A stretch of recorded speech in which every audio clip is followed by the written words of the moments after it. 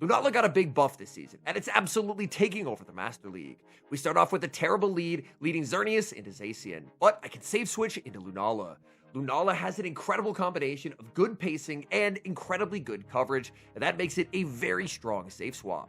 My opponent doesn't have a good answer to Lunala on the safe switch, so they're forced to stay in with the Zacian, which is a matchup that Lunala can dominate in the 2-shield.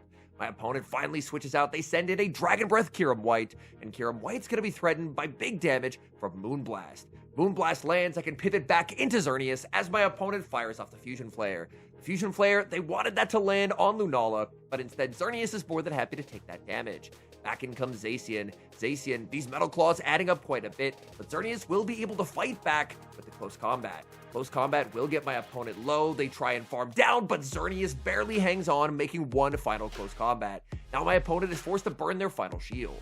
My only fast move pressure into this Mon is going to be the Lunala, so I send in Lunala and I put up the shield as they go for Behemoth Blade. In the back is Primarina, and my goodness, Lunala is just absolutely taking over this game. Primarina takes huge damage. Primarina can't even charm down. They're forced to throw all their energy.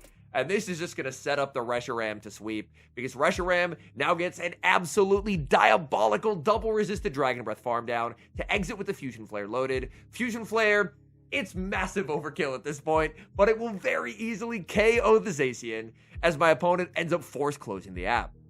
If you want to take a look at a full shoutcast of this strong Lunala team, click the link down below.